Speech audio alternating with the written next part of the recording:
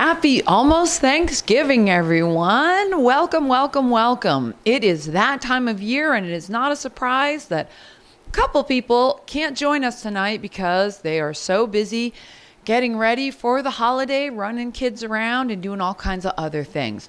But those of us who are here really appreciate that this time of year is a great time to think about busting through some sugar and keeping our blood sugar down with really effective moves that we can do to bring us maximum results in minimum time.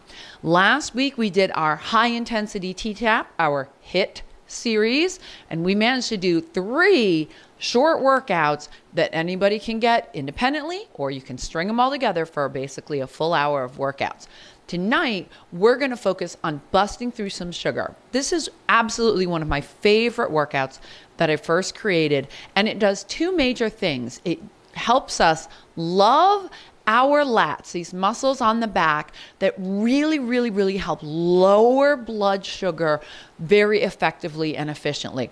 So we start there, but to really bust through that sugar, we also want to move lymph in a really efficient and effective way by doing a lot of pumping action as well. So we're going to combine both those 2 things together to do this workout. And let's see where it goes and what kind of new tweaks and tips I come up with, because we've got lots of versions of this workout already, including some shorties and a tempo version. But this is going to be more instructional and include more information. So let's start out bringing those feet back into that narrow, just that fist distance stance for the box. Bend, belly button, spine, lace those shoulders. Let's get that rib to hip stretched out first. Inhale, hands on those hips, or you can karate chop onto the thigh as well. Push tall. Exhale, belly button to spine, letting the ribs settle naturally. Inhale, push tall, create as much space as you can. Knees out, spread those toes, lift those arches, push, tilt, release the tailbone. Nice and lengthened, that's why we're pushing against our thighs. But from here, relax your gut, let it spill. Try and keep the wings folded back. Don't relax everything. Pull this tight, but let this droop. Heel the hand, inside the hip bone. Fingertips point towards the bladder. Inhale, relax those muscles and wiggle in. Heels of the hands, a little scoop on the exhale. Inhale, fingertips under the bladder. Pulling up, scoop, press, rolling up. Now, adjustment for lats, elbows out like those wings. So you'll feel, so let's try this all together. Pull the elbows back, feel it between the shoulder blades. Now pull the elbows wide. Feel how that spreads across your back. I'll give you a front view. Elbows back, elbows wide. So notice I went out from the seam of my shirt to create that pull. Now I'm feeling my whole back here when I go to this wider position. My wings are expanded and open. That's what I want. Push that opposite knee out. Spread those fingers, pressing into the belly, and pulse. 2, 3, 4, up, knees out, shoulder roll. 2, 3, 4, up, shoulder roll. 3, 2, 3, 4, up, shoulder roll. 4, 2, 3, 4, up, shoulder roll. Now, normally we flat back. Because we want our lats to stay more activated, we're gonna go the other way. We're gonna hunch, we're gonna fold forward, give them a good stretch, and then pull them tight to lift them up. Hunch, forward, pull tall. Hunch, forward, pull tall. Hunch, forward, pull tall. Other side, organs in place first. Inhale, push tall. Exhale, pull the belly button to the spine. Let the ribs settle to the belly button as well. Inhale, push tall.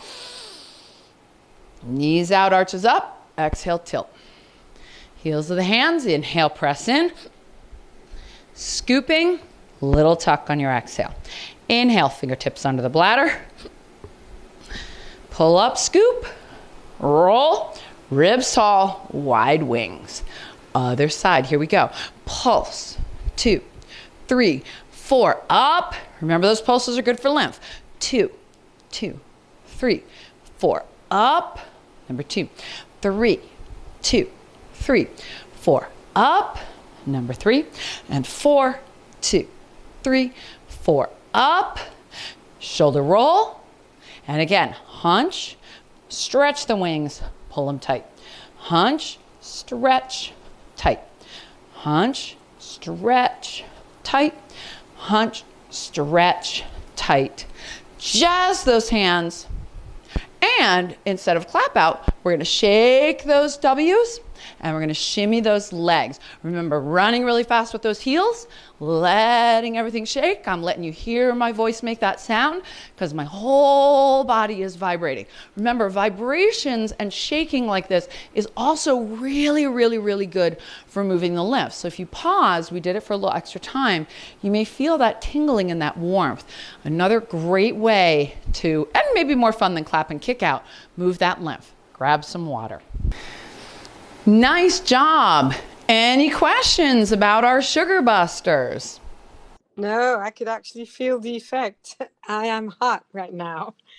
Yeah, this is awesome. Well, there's so many great little tips and tweaks in this workout. And don't forget, you can pull certain moves out of this, like that clapping sequence we did at the end. Obviously, the clap and kickaways or the SugarBuster hoedowns for really quickies to get you through the next few days to bring that blood sugar down. Remembering and thinking about, it usually takes about 20 minutes after you've eaten something for that blood sugar to start rising. So you want to think about your timing. You don't want to eat something and then necessarily do a SugarBuster move immediately. You might want to give it a little bit of time and then sneak away and do that to help keep that blood sugar level. Oh, okay. There are some really great tips for that. Thank you so much for being here. Have a wonderful holiday. And remember, next week is our final Monday freebie. So I'm going to post the link to the workout in our class chat, and it's available on Facebook already. So I'll see you. Can't believe next week is a final Monday in November. Have a great one.